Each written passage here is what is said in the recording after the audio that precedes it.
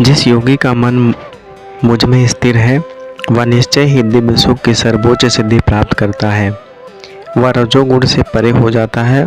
वह परमात्मा के साथ अपनी गुणवत्ता एकता को समझता है और इस प्रकार अपने समस्त विगत कर्मों के फल में निवृत्त हो जाता है।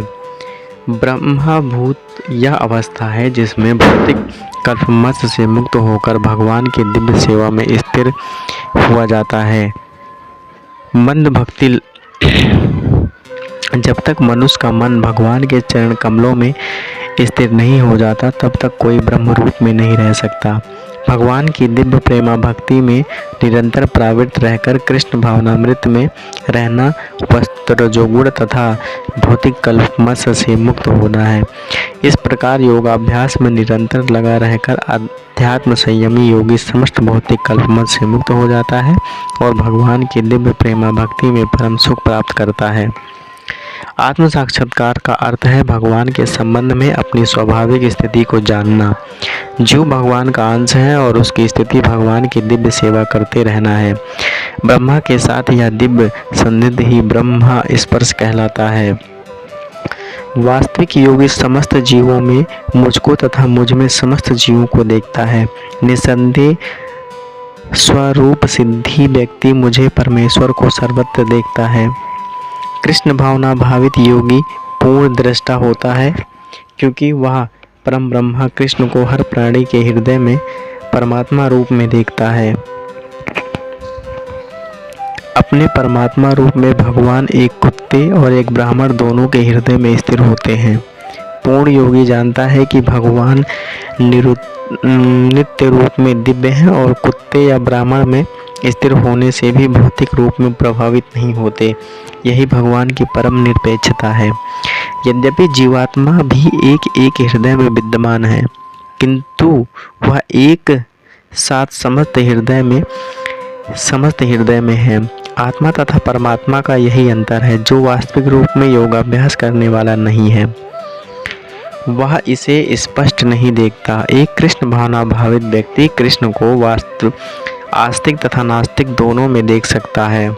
स्मृति में इसकी पुष्टि इस प्रकार से की गई है। भगवान सभी प्राणियों का स्रोत होने के कारण माता और पालनकर्ता के समान है। जिस प्रकार माता अपने समस्त पुत्रों के प्रति संभाव रखती है उसी प्रकार परम पिता परमात्मा भी रखता है। फलस्वरूप परमात्मा प्रत्येक जीव में निवास करते हैं। ब्रह्म रूप से भी प्रत्येक जीव भगवान की शक्ति में स्थिर है, जैसा कि 7वें अध्याय में बताया जाएगा। भगवान की दो मुख्य शक्तियां हैं, परा तथा अपरा। जीव पराशक्ति का अंश होते हुए भी अपराशक्ति से बद्ध है। जीव सदा ही भगवान की शक्ति में स्थिर है। प्रत्येक जीव किसी न किसी प्रकार से भगवान में स्थिर रहता है। योगी समदर्शी है क्योंकि वह देखता है कि सारे जीव अपने अपने कर्मफल के अनुसार विभिन्न स्थितियों में रहकर भगवान के दास होते हैं। अपराशक्ति में जीव तथा भौतिक इंद्रियों का दास रहता है जबकि पराशक्ति में वह समस्त परमेश्वर का दास रहता है। इस प्रकार प्रत्येक अवस्था में जीव ईश्वर का दास होता है। कृष्ण भावना भावित व्यक्ति में यह स्पष्टि या समदृष्टि पूर्ण होती है। जो मुझे सर्वत्र देखता है और सब कुछ मुझ में देखता है उसके लिए ना तो मैं कभी अदृश्य होता हूँ और ना ही वह मेरे लिए कभी अदृश्य होता है।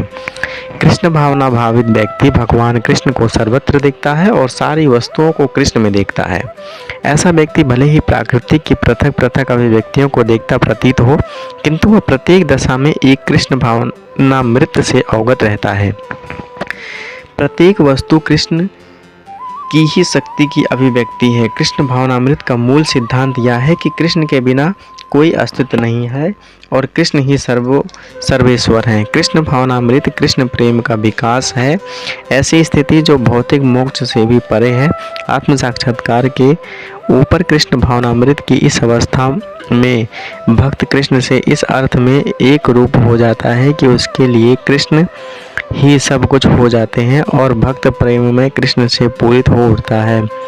तब भगवान तथा भक्त के बीच अंतरंग संबंध स्थापित हो जाता है। इस अवस्था में जीव का विनष्ट नहीं किया जा सकता है और न भगवान भक्त की दृष्टि से ओझल होते हैं। कृष्ण में तदाब होने में आध्यात्मिक लय है। भक्त कभी भी ऐसे विपदा नहीं उठाता है। ब्रह्म संहिता में भी कहा गया है।